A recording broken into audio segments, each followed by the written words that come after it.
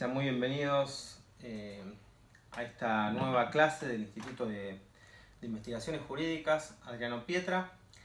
Para los que no me conocen, soy Javier Ignacio Baños y vamos a continuar con nuestro curso de Introducción al Derecho Penal. Hoy comenzamos la segunda clase del tercer módulo. Hasta ahora lo que habíamos visto es que el derecho penal tiene que responder básicamente a tres preguntas o a tres interrogantes fundamentales. ¿Qué es el derecho penal? ¿Qué es la pena? Y ¿qué es el delito? En el módulo 1 lo que habíamos visto es que entre una de las funciones más elementales del derecho penal estaba justamente la protección subsidiaria de bienes jurídicos. El derecho penal trataba de proteger los bienes jurídicos más importantes, la vida, la propiedad, la libertad, y lo tenía que hacer frente a los ataques más intolerables. Es decir, frente a los robos, frente a los homicidios, frente a los abusos sexuales. ¿Cómo hace el derecho penal para lograr esta protección subsidiaria de los bienes jurídicos más importantes frente a los ataques más intolerables? Evidentemente vimos que lo que hace el derecho penal es, al advertir que una conducta lesiona o pone en peligro un bien jurídico fundamental, a esa conducta la va a llamar delito y luego a ese delito, por supuesto, le va a asociar una pena. Es decir, la teoría del delito establece las condiciones que tiene que tener una conducta para ser considerada un delito, y la teoría de la pena lo que va a hacer es establecer las consecuencias que va a sufrir una persona que haya cometido un delito. En el módulo 2 nosotros invertimos el orden de prelación, analizamos el problema de la pena. La primera clase la dedicamos a las teorías de la pena y la segunda habíamos aprovechado un examen que di ante el Consejo de la Magistratura, entonces lo dejamos porque ahí habíamos agotado prácticamente el tema de las medidas de seguridad. Y en este tercer módulo lo que vamos a hacer es ocuparnos de la teoría del delito o de la teoría de la imputación penal. Muy bien, en la clase anterior hicimos una introducción general. Dijimos que el delito era una acción típicamente antijurídica y culpable y que por lo tanto para poder afirmar la existencia de un delito había que cumplir ciertos pasos de análisis, es decir, había que contestar afirmativamente una serie de preguntas o de categorías o de interrogantes. Teníamos que preguntar primero si había acción, después si hay tipicidad, después si hay antijuricidad y por último si hay culpabilidad. Recién, si se contestaban o si se podían contestar afirmativamente todas estas preguntas, a los que por supuesto que algunos autores agregan otras categorías como la atribuibilidad o la punibilidad, recién entonces podemos afirmar que existe un delito. Ahora bien, esto es matemática, esto es realmente así. Es decir, necesariamente todos los autores aceptan que el delito es esto, es decir, un injusto culpable y que el injusto es la acción típica y antijurídica, más allá de las dos categorías que algunos agregan y otros no. Evidentemente tampoco esto es así. En nuestra clase introductoria, ya lo habíamos aclarado, hacemos esta explicación a manera cuasi simplista con fines más didácticos que teóricos. Y esto es así por dos motivos o por dos circunstancias fundamentales. En primer lugar, porque la teoría del delito sufre una larga evolución teórica que hemos esquematizado en forma muy básica, hablando de ciertas etapas elementales.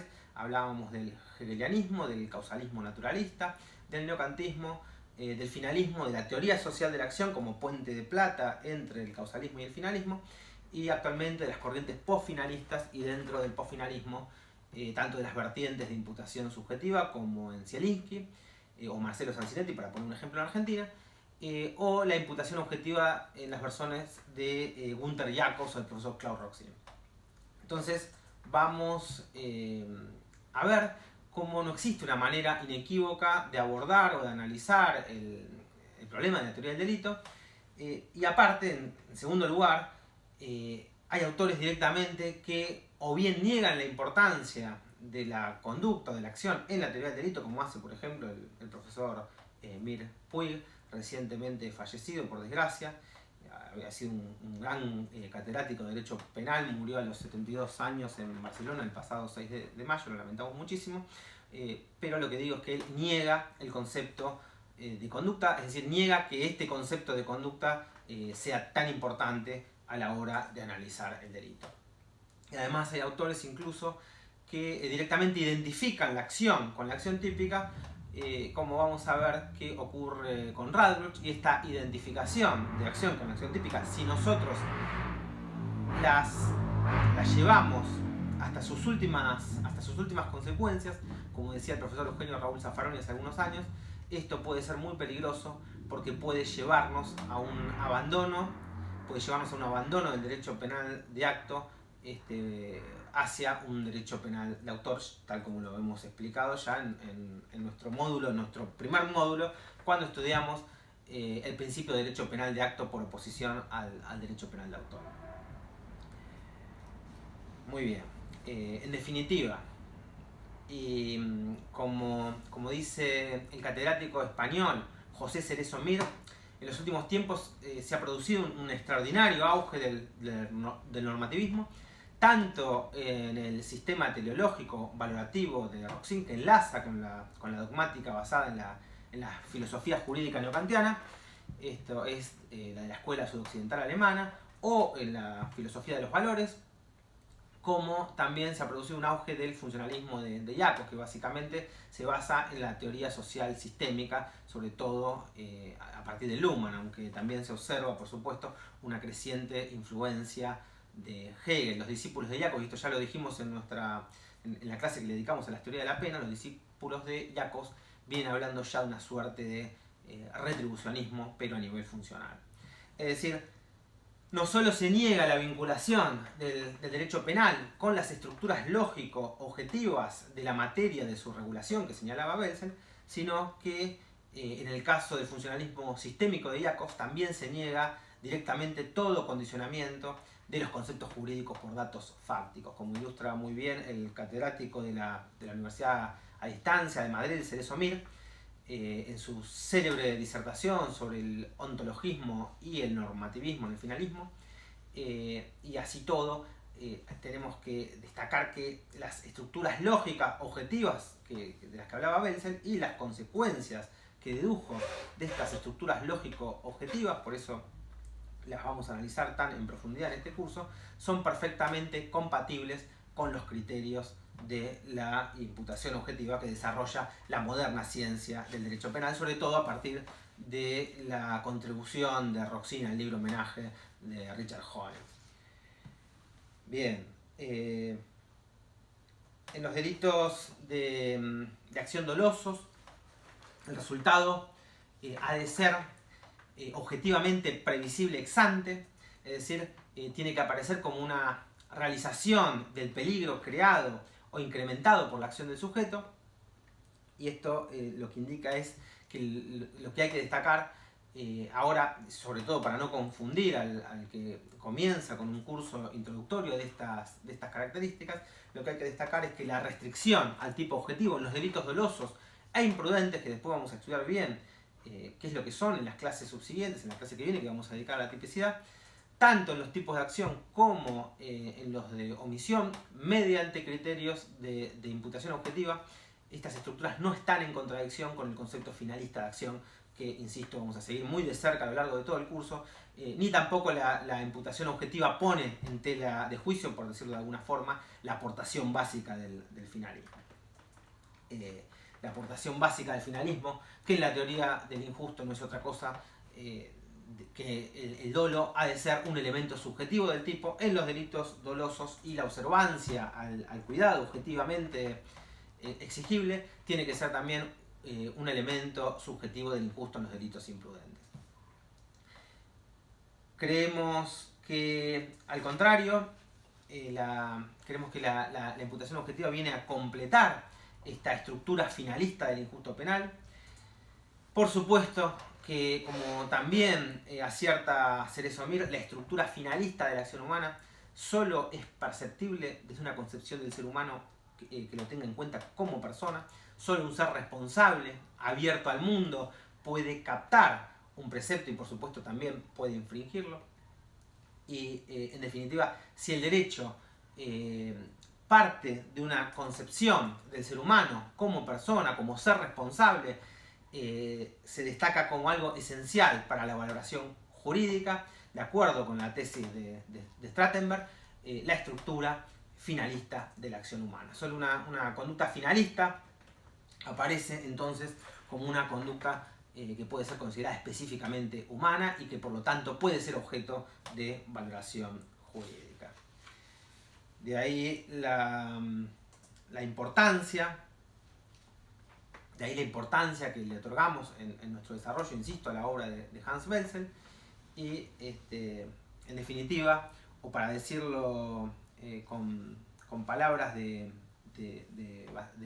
Enrique Bacigalupo, no nos tenemos que olvidar que la teoría de la imputación, la teoría del delito, al contrario de lo que sostienen algunos autores, no ha abandonado su concepto inicial que le identifica con una teoría de la acción, salvo por supuesto en las formulaciones más kelsenianas, y por supuesto también que no pasamos por alto que la dogmática penal contemporánea, que la teoría de la imputación actual ha tomado un giro más cerca de Kelsen, pero tampoco llega a perder con este giro su conexión con la teoría de la acción.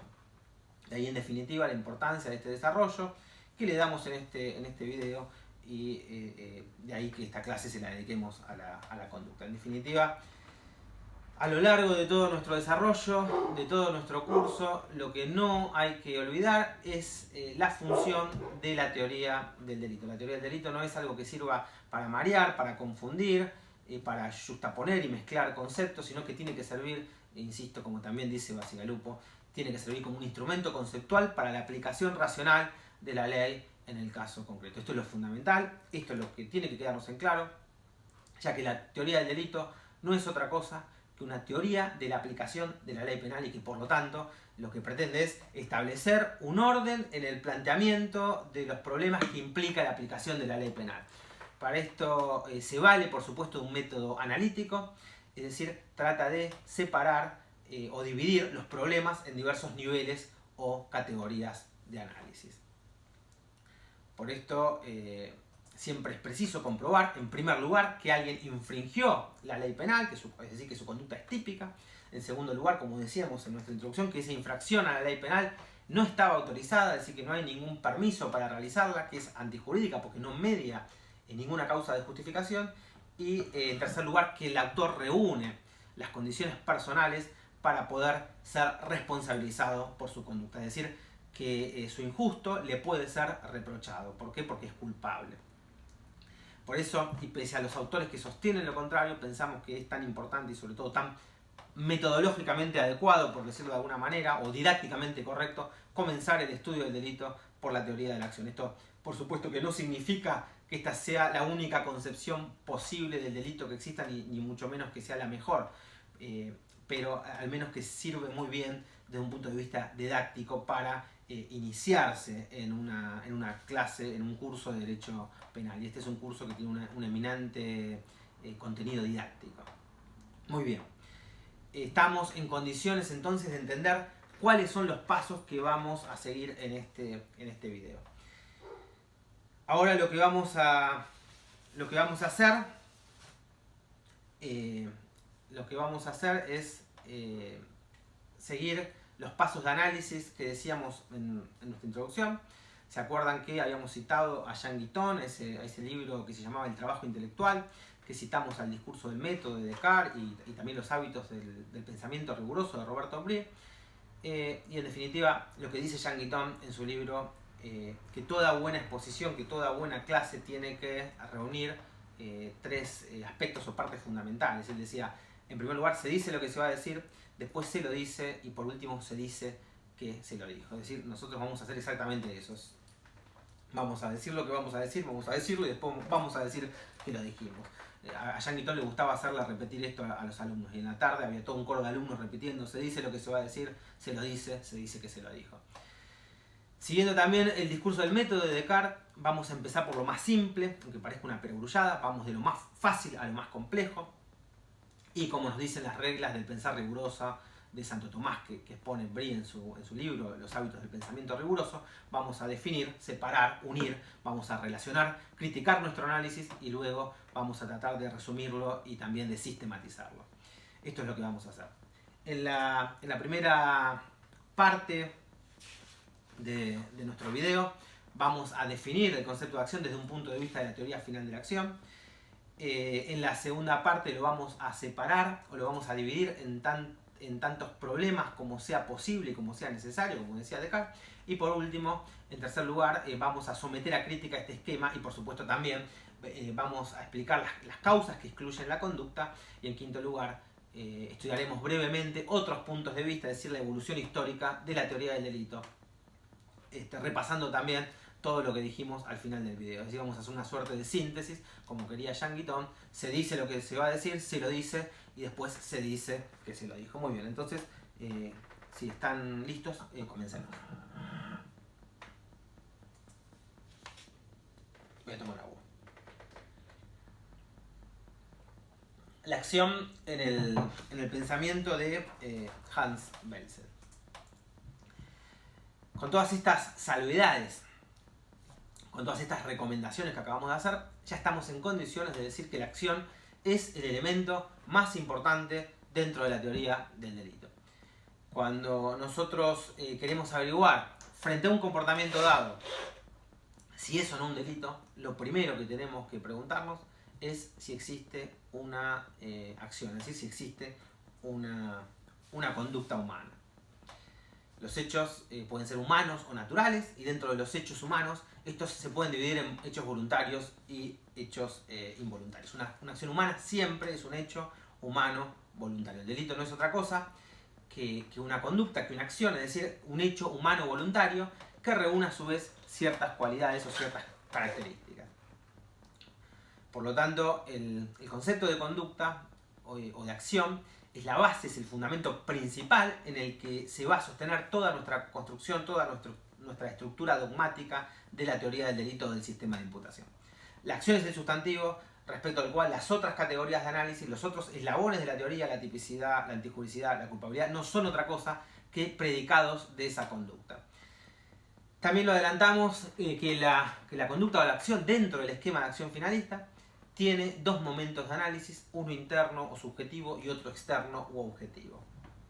Subjetivamente el autor elige el fin de su conducta y selecciona los medios para lograr ese fin, eso lo hace en el momento interno, pero a nivel externo o a nivel objetivo pone en marcha la causalidad dirigida hacia su fin, pero a través de los medios que previamente ha seleccionado.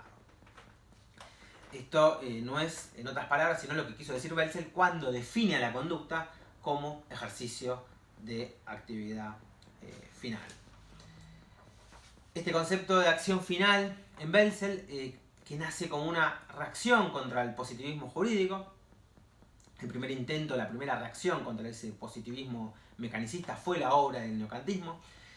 Con la filosofía de los valores, el derecho positivo se ve ciertamente complementado con el neocantismo. Aparece ya la idea de un derecho integrado por sus tres valores, la justicia, la seguridad jurídica y la utilidad, pero por debajo de estos valores, de estos conceptos, sigue vivo el viejo concepto positivista del derecho. El que puede imponer el derecho está demostrando de alguna forma que está llamado a establecer, ¿no? Decía el profesor Gustav Rauch, lo decía en su filosofía del derecho, incluso con cita de Kant. Por eso, aún en el neocantismo, el derecho sigue siendo toda disposición eficaz, es decir, toda disposición que emana de la autoridad competente. Después de la Segunda Guerra Mundial, se produce un renacimiento del naturalismo. Ese renacimiento del naturalismo claramente es una reacción contra todos los horrores de la guerra, del nazismo, de la Segunda Guerra Mundial, y aunque Belzel lleva a cabo una rigurosa revisión del naturalismo, en el fondo, el padre del finalismo, Hans Belzel, llega a advertir lo que él denomina una periferia ontológica. Es decir, esta periferia ontológica que crea advertir Belzel lo que implica es la existencia, según él, de ciertas estructuras lógicas objetivas que serían vinculantes para el legislador, como decía Carrara, ¿no?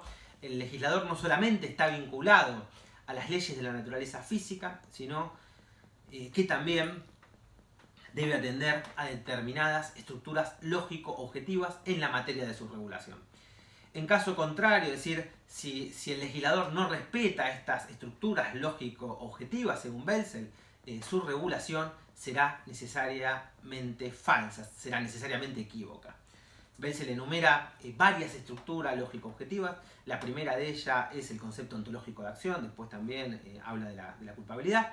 Pero este concepto finalista de la acción humana, o concepto final de la acción, que sería en Belzel previo a toda valoración jurídica, es fundamental en nuestro desarrollo y según el padre del finalismo consiste en ese ejercicio de una actividad final, ejercicio de actividad final. El legislador no puede modificar, no puede ignorar la estructura finalista de la acción humana, ni el papel que desempeña la voluntad.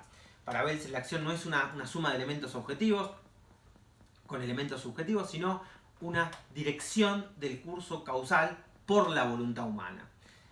El contenido de la voluntad tiene que pertenecer necesariamente al concepto de acción. Con esto se genera toda una gran discusión con el causalismo precedente. Después de la Segunda Guerra Mundial, insisto, se produce en Alemania esta crisis del positivismo jurídico y una crisis de la concepción o de la mentalidad según la cual no hay más derecho que el derecho positivo. Que todo el derecho positivo es derecho. Esta crisis del positivismo jurídico da lugar a una revisión crítica de la filosofía jurídica neokantiana, como después lo vamos a estudiar un poco más en profundidad. La filosofía crítica fundamentada en los valores, esto es de la escuela sudoccidental alemana, quiere o intenta superar ese positivismo jurídico, pero en definitiva no logra conseguirlo. Lo único que hace a lo sumo es complementar, como dice Cerezo Mir, con la esfera de los valores este concepto causal naturalista de la conducta. Hay que destacar, por supuesto, que el contenido de la voluntad en el concepto de la acción final pertenece a la acción, y esto es esencial en la obra de Hans Belzel. Otro dato característico y fundamental desde el concepto de la acción es de la finalidad. La finalidad es entendida como voluntad de realización. Vamos a ver después que el dolo es la voluntad de realizar el tipo objetivo. Después lo vamos a estudiar bien cuando veamos la tipicidad. Pero en los delitos imprudentes, Belzel adopta sucesivas posiciones que van a ir, entre comillas, salvando las críticas del causalismo hasta que se llega a su formulación definitiva. Y en los delitos culposos o imprudentes también lo vamos a ver. El autor no observa el cuidado objetivo en este tipo de figuras. Esta acción finalista es relevante para el derecho penal, no por la finalidad en sí en los delitos imprudentes, sino por la violación al deber de cuidado. Después, insisto, vamos a volver sobre todos estos puntos cuando estudiemos la tipicidad. Lo fundamental ahora es que distingamos el concepto de acción final y que dentro de este concepto de acción podamos advertir estos dos momentos de análisis. Porque si bien la conducta es una sola y no puede en realidad dividirse en elementos, es decir, ese ejercicio de la actividad final es un ente único, sin embargo pueden sí distinguirse nítidamente dos momentos diferentes de análisis, uno interno y otro externo. Esto no quiere decir, como estamos adelantando, que la acción tenga dos partes, que la conducta pueda dividirse o separarse, sino que lo que queremos decir es que puede separarse su análisis. La conducta es una sola, un todo indescindible, pero para estudiarla podemos diferenciar un momento interno y otro momento externo. Un momento interno donde el autor elige el fin y selecciona los medios para lograr ese fin, y luego un momento externo en donde el autor va a poner en marcha la causalidad con dirección al fin y de acuerdo con los medios que previamente ha seleccionado. Esto da lugar a tres pasos de análisis. En primer lugar, en un momento interno, como acabo de decir, el sujeto, vamos a ver si lo podemos poner en pantalla el gráfico, el autor selecciona el fin y elige los medios para alcanzar ese fin, y luego en un tercer momento se pone en marcha la causalidad con dirección a ese fin, pero a través de los medios previamente seleccionados. Muy bien, las causas que excluyen la acción son tres: fuerza física irresistible, los actos reflejos y los estados de inconsciencia absoluta. Supuestos de fuerza física irresistible. Supuestos de fuerza física irresistible son todos los casos en los que el pretendido sujeto activo de la conducta no actúa debido a la fuerza de otra persona o de otro objeto. Es decir, el sujeto en estos casos no actúa, sino más que como una suerte de instrumento mecánico. Sería el caso de una persona que es empujada por otra, un conductor que aguarda en un semáforo, que es arrastrado por un camión, y en ese arrastre provoca la muerte, por ejemplo, de un tercero. En todos los manuales aparecen los ejemplos de las personas que bajan, por ejemplo, por una escalera y se tropiezan y que al caer arrojan o arrollan a alguien.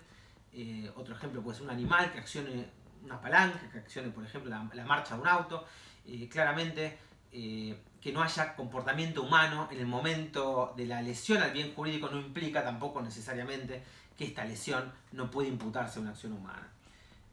Por ejemplo, cuando hablamos de una persona que deja un perro en un auto encendido y que ese perro activa el dispositivo del auto que lo pone en marcha y el auto arrolla un peatón, evidentemente habrá que analizar la responsabilidad del dueño del perro que deja ese animal encerrado con el auto en marcha cuando éste activa el funcionamiento automático del vehículo. El conductor del camión, por ejemplo, que se duerme durante el recorrido, si choca dormido, no habrá actuado con ningún dominio del hecho al momento del accidente, porque su falta de acción al producirse la lesión elimina cualquier posibilidad de injusto en ese momento, es decir, en el momento de producirse la lesión, pero habrá que analizar su responsabilidad en un momento anterior a dormirse. Es decir, habrá que analizar la acción que se le va a imputar en el momento anterior. No se le imputa el chocar dormido, porque ahí no hay conducta, pero sí se le puede imputar el conducir con sueño. La doctrina del actio liberi in causa conduce muchas veces en este tipo de situaciones a imputar la lesión a la conducta precedente, pero ya vamos a ver que no es necesaria su utilización, porque lo que hay que analizar es justamente la responsabilidad por esa conducta precedente, que no está excluida por ninguna causa de falta de acción. El hecho de manejar con sueño sería, en este caso que estamos analizando, la verdadera conducta imprudente que será imputada al conductor.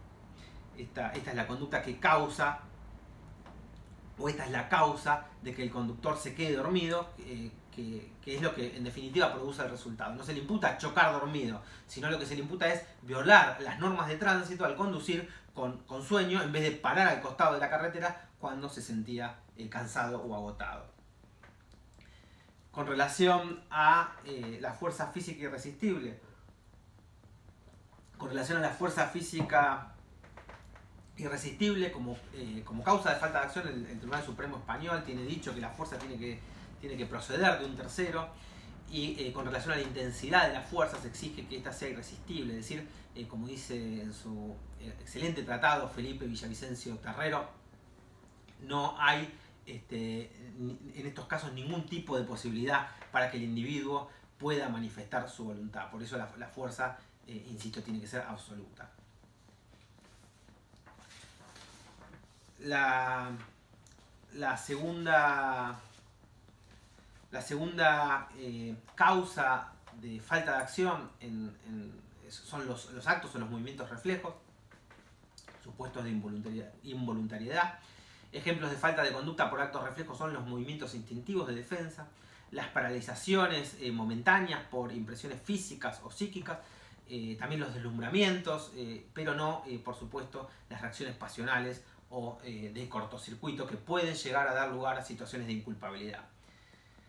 Los ejemplos que tenemos en la introducción que escribimos con el profesor Wuhan son el del sujeto que le golpean en la rodilla con un martillo y entonces patea un jarrón que está evaluado en $1 millón, no hay daño en el jarrón en sentido penal, por supuesto por parte del que lo patea, no por parte del que le golpea la rodilla con un martillo.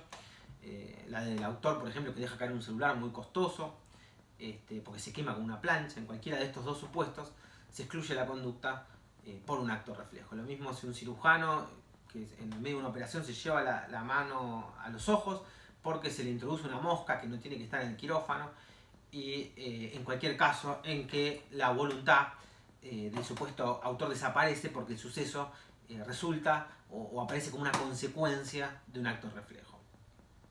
Sin embargo, la mayor fuente de involuntariedad proviene de los casos que la doctrina denomina bajo el nombre de inconsciencia absoluta. La inconsciencia absoluta es la tercera y última causa de exclusión de la acción. En los casos de inconsciencia absoluta directamente no intervienen las facultades del psiquismo, es decir, no hay memoria, ni atención, ni percepción, ni juicio crítico en el sujeto. Si estas facultades intervienen, aunque sea en forma mínima, estamos ante estados de inimputabilidad, por incapacidad psíquica para dirigir las acciones, y esto no es un problema de falta de conducta, sino que es un problema de falta de culpabilidad o de culpabilidad disminuida que se va a analizar recién en la última etapa de la teoría del delito.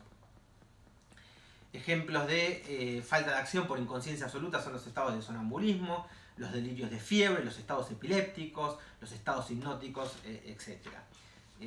Si en una crisis epiléptica un paciente realizando movimientos desarticulados golpea a un enfermero, o un paciente injuria a una enfermera durante una crisis convulsiva, y esta crisis convulsiva es producto, por ejemplo, de un síndrome de abstinencia, y el paciente se confunde a la enfermera con el diablo, evidentemente en ninguno de estos casos existe un hecho humano voluntario, no hay acción, hay una causa que excluye la acción. En definitiva, cuando cualquiera de estas tres causas de exclusión de la acción se presentan, fuerza física irresistible, actos reflejos o inconsciencia absoluta, no tiene sentido que nos sigamos preguntando, sigamos analizando las restantes categorías o niveles de análisis de la teoría del delito. No puede haber delito por falta de su base de sustentación. Al contrario, si nosotros afirmamos la existencia de la acción porque no se da ninguno de los supuestos que la excluyen, entonces sí cabe preguntarse por la tipicidad, por la antijuricidad y después, por supuesto, por la culpabilidad. Por lo tanto, a manera de síntesis parcial, lo que tiene que haber quedado claro hasta ahora, lo que hay que decir es que para saber si un pragma conflictivo es o no un delito, lo que tenemos que averiguar en primerísimo lugar es si hubo o no una acción humana. Y este concepto de acción, entendido según la definición de Hans Welsing como ejercicio de actividad final, con sus dos momentos de análisis, uno interno donde se selecciona el fin y se eligen los medios, y otro externo en donde se pone en marcha la causalidad con dirección al fin elegido y a través de los medios seleccionados, se adapta muy bien a todas las categorías de análisis posteriores y sirve para solucionar varios problemas que vamos a ver se presentan a nivel de la tipicidad. En primer lugar, este concepto sirve para distinguir las figuras dolosas de las figuras culposas o de las figuras imprudentes, porque, como vamos a ver, en las figuras dolosas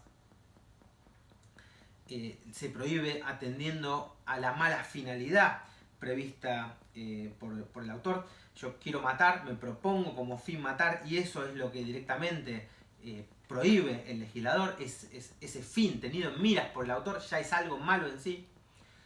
En los delitos imprudentes, llamados culposos, la prohibición no va a venir dada por la mala finalidad prevista por el autor, sino por la violación al deber de cuidado al seleccionar los medios para alcanzar una finalidad que en principio es inocua para el derecho penal. Si yo quiero ir a Valeria del Mar con mi familia para pasar unas vacaciones en la playa, divertirme, esto no es algo que en sí mismo sea malo, es algo que sea prohibido, que el derecho penal no lo quiera. Ahora, si yo elijo hacerlo en mi camioneta 4x4, con los perros sueltos en la caja, con un cuatriciclo que está mal atado, y además lo hago a 150 km por hora, lo hago cortando los semáforos en rojo, lo hago saltando las lomas de burro a alta velocidad, si entonces en esa situación se produce un accidente que es completamente previsible, el legislador va a prohibir esa conducta, no por el fin en sí mismo, que sea algo malo, irme de vacaciones, disfrutar con mi familia, sino por la mala programación de los medios que hice para alcanzar ese fin. Por otra parte, este momento interno de la acción va también a servir para poder limitar la causalidad a nivel de tipo subjetivo a través del dolo o a través del concepto de culpa. La causalidad, como sabemos, es un problema que lleva hacia un proceso ciego que desemboca en lo infinito. Todos los delitos terminarían por recaer en Adán y Eva. Al autor solo se le va a poder imputar, el autor solo va a responder, de acuerdo con este concepto final de la acción, por las consecuencias que haya previsto, en el caso del dolo, o por aquellas que haya debido prever en el caso de la culpa o de la imprudencia. Pero no va a responder por todos los resultados imprevisibles, por los casos fortuitos o los supuestos de errores invencibles de tipo que en la clase que viene vamos a ver exactamente qué es lo que son. En tercer lugar, la diferencia entre la omisión y la acción, según este concepto de conducta del que estamos partiendo, no se va a dar a nivel pretípico, sino que se va a dar a nivel típico, es decir, para nosotros los tipos activos son los que describen las conductas que quieren prohibir, y en cambio los tipos omisivos son los que describen las conductas que en determinada situación el legislador quiere que se realice, y por comparación va a quedar prohibida cualquier otra conducta diferente, la lud ager. Es decir, a nivel de conducta nos van a interesar solo acciones finales. No es que la acción la analicemos como una suerte de inervación muscular en el caso de los tipos activos y como una distensión de los músculos en el caso de las omisiones. La madre que para matar de hambre a su bebé, en vez de amamantarlo, se va a practicar gimnasia, como el ejemplo que trae Belse según la cita de Zaffaroni en su viejo manual, en realidad no distiende ningún músculo. Por eso, en la teoría de la acción final, la diferencia entre acciones y omisiones no depende del concepto de conducta. A nivel pretípico, nosotros siempre vamos a colocar una conducta entendida en el sentido del ejercicio de actividad final, sino que la diferencia viene dada por una diferente manera de prohibir que utiliza el legislador. En los tipos activos se describe la conducta que se quiere prohibir: el que matare a otro en el homicidio, en el artículo 79 del Código Penal; el que se apoderare de una cosa mueble, total o parcialmente ajena, en el artículo 162, o el que abusare sexualmente de una persona con acceso carnal, en los supuestos de violación o de abuso sexual gravemente ultrajante, del artículo 119 del Código Penal. Pero en cambio las figuras omisivas, como la de los artículos 106 o 108, que siempre ponemos de ejemplo, abandono de personas o omisión de auxilio, el legislador en esos casos describe una conducta que en determinadas condiciones quiere que se realice. Cualquier otra conducta que el sujeto haga que sea diferente a esa acción exigida queda prohibida por comparación. No se castiga el simple no hacer, sino que lo que se castiga es no hacer lo que se tenía que hacer. Pero para saber lo que se tenía que hacer, necesariamente hay que llegar hasta el tipo penal. La norma, y por ende, como vamos a estudiar en la lección siguiente, a nivel de conducta, en el primer nivel de análisis de la teoría del delito, nosotros no distinguimos, como en tiempos del causalismo, entre conductas o entre acciones y omisiones. Vamos a hacer una pequeña pausa.